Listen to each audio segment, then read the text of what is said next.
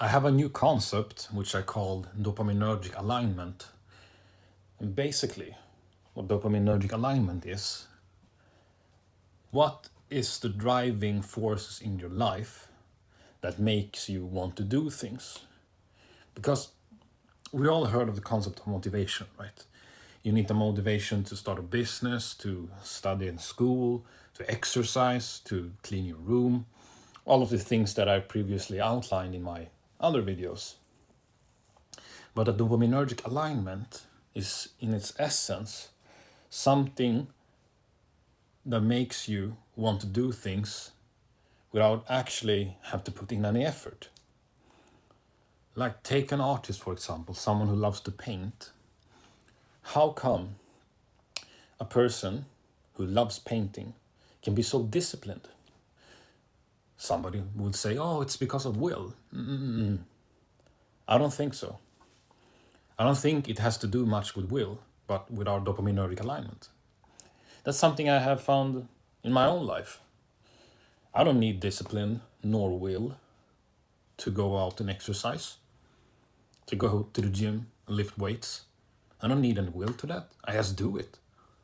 And people talk about that when we talk about discipline. Oh, just do it. Discipline isn't about motivation or feeling motivated. It's just do. But wait a minute. Somebody else might want to, I don't know, be handy, craft things with their hands, makes little stone statues. But I don't want to do that. For me, let's say I want to start a new hobby that involves stone cutting, right? I make these pieces of art with stone. It will take a tremendous amount of effort for me to actually even begin to implement this hobby as a daily routine in my life. And it's because of dopaminergic alignment. Some things trigger our dopamine receptors more than other things, right? How come some kid are able to spend hours upon hours on Fortnite? It's the same thing. His dopaminergic alignment is on this game, right? And there are many factors. Social, your parents, your friends, your social environment, of course, determines your dopaminergic alignment. But honestly, I think it has much to do with how our brains are structured. If my brain is more structured upon the left side, then I'm more logical. I will perhaps enjoy doing math. That's my dopaminergic alignment. I will get dopamine to drive me towards doing complex and advanced mathematical calculations. But if I'm more right brain-sided dominant, then I will perhaps be more aligned with creative artworks, design, graphical design. That's my dopaminergic alignment. I will not get any satisfaction from doing advanced calculation, even though I may perhaps get paid for it. Because why do people who have careers that make them six figures per year? Take an investment banker, for example. You know how much they can earn per month? I recently read an article that a quantitative analyst can earn as much as $100,000 per month. Now that's an 8-figure salary, I think. No, it's a 7-figure salary even. But for some reason, some investment bankers they hate their jobs. They would rather do something else. But some investment bankers love their job. Some quantitative analysts, they have a burning desire for the challenges that arises with this kind of career and the tasks involved in this career. It's because of dopaminergic alignment. Even though they have studied for, say, perhaps 4 or 5 years, even worked for 5 years, they have been in this career for even 10 years, but still, the dopamine receptors doesn't respond in the same way. They can go on and do this thing for 20 more years. Still, no dopaminergic release. And it's back to dopaminergic alignment once again. So my dopaminergic alignment is sales. I work in sales. I fucking love selling. My dopaminergic alignment is speaking. That's why I love doing these YouTube videos. I had no desire, no motivation for doing this video. To be honest, I was 5 minutes ago sitting down there, eating my eggs and my porridge, and I was thinking, should I make a video today or not? So I sat there for a minute, ate my food, and then all of a sudden I just went up to my room and made this video. And it's because of my dopaminergic alignment. I love to speak. How come I'm capable of reading books upon books? It takes no amount of effort for me to read this book. Zero. I read books every single day, 7 days a week. I'm not saying this to brag. Reading isn't a hard task for me, but for some people it is. They cannot focus on reading.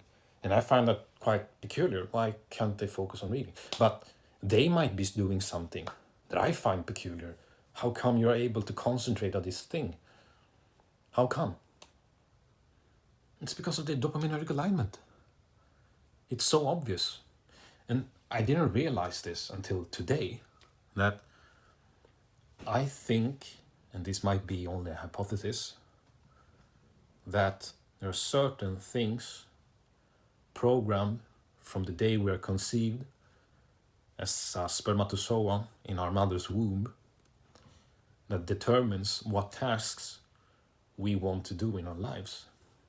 It's like Mark Manson says, if you can't find your life's purpose, it's because you have found your life's purpose, but you're ignoring it. And it's because of this dopaminergic alignment. I love to read, I love to write. I write a lot. I've been writing books, fantasy books, non-fiction books since I was a little kid. But for a long time, I've ignored this. And it's not until recently, me being more mindful, me meditating more, that I started to realize, oh shit, I need to get back on this because this is my dopaminergic alignment.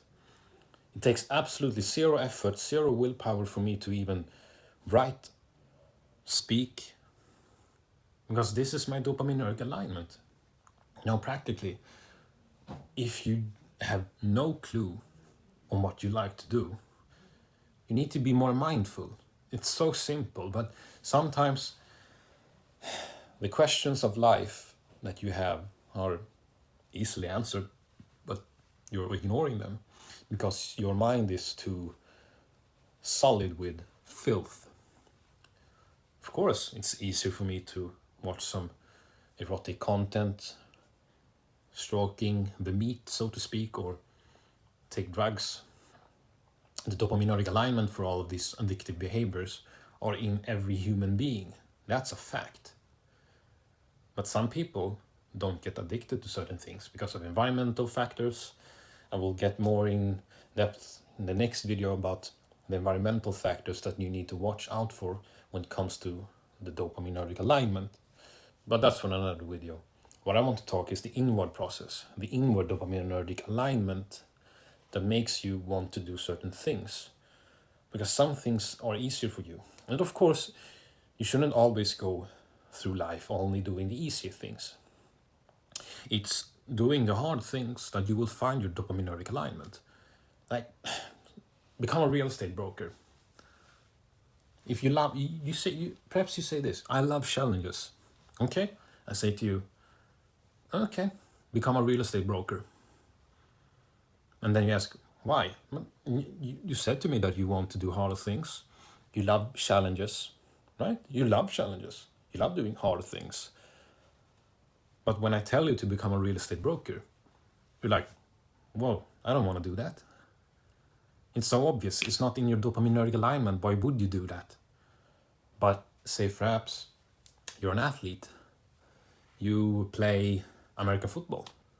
And I say to you, okay, I challenge you to lift 250 or 300 kilos on the deadlift by the end of this year.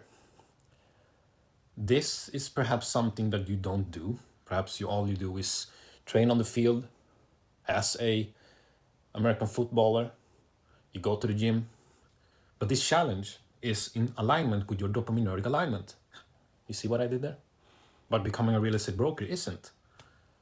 There are a lot of hard things you can do in life. You can become a quantitative analyst, you can become a real estate broker, you can even become a yogi in India and start to meditate for 12 hours. That's a lot of hard things you can do in life, but what I suggest is that you find the hard things in your life that are in alignment to your dopaminergic alignment. Because why would you become a real estate broker? Yes, you would learn a lot of things, but there's really no cognitive reasons in your particular case to do this thing. It's, to be honest, quite stupid. Yeah, you will learn a lot of money, but that's not what you want to do it. You need to realize what your brain is. Every brain is different. That's why we have personalities. Telling someone to do a hard thing without recognizing their alignment is not the way to go. So practically, what can you do if you have no idea on your purpose in life, your dopaminergic alignment? Start off easy. You can take out a journal, write down 20 things that are interesting for you, or you can go to Wikipedia. There's a whole Wikipedia article about hobbies. And then you click on the link that perhaps is somewhat interesting for you, that sounds interesting. You can start off with that. But say perhaps you're already in this space where you're already doing that which is in your dopaminergic alignment. Okay, say perhaps you work as a personal trainer, you're an engineer, you're an author. Okay, what's the next challenge that are in this dopaminergic alignment? What is my area of expertise? Can I go out of my area of expertise and say perhaps do something that is hard but still in the alignment of my cognitive makeup, so to speak, that is in alignment of how my brain is functioned and constructed upon? Say you are a doctor. Okay, what could be something that is within my dopaminergic alignment? I don't know, learn quantitative biology. Okay, that will involve learning a programming language like Python or C++ or C#. You can use that skill to improve your work, your reputation, and your career as a doctor, because you're able to implement this hard skill that you've just learned on your current career or your current job status. So that is one way to look at it. Which skills are within my dopaminergic alignment that are out there that I haven't learned yet? Try to recognize them. Don't just do hard things for the sake of doing hard things. Doing a hard thing can be sometimes a waste of time. There's no reason for you to, I don't know, run in the cold if you have no reason for it, if it's not in your dopaminergic alignment, because it will not evolve you. It will just make you annoying, probably make kind of depressed. And since it isn't within the dopaminergic alignment, you will not see the benefits of it. So that's my take on it. Just a new concept. I'll probably try to incorporate this concept within my book, The Dopamine Seeking Missiles. But that's my 2 cents. If you enjoyed this video, make sure that you hit the like and subscribe button, and as always, stay great.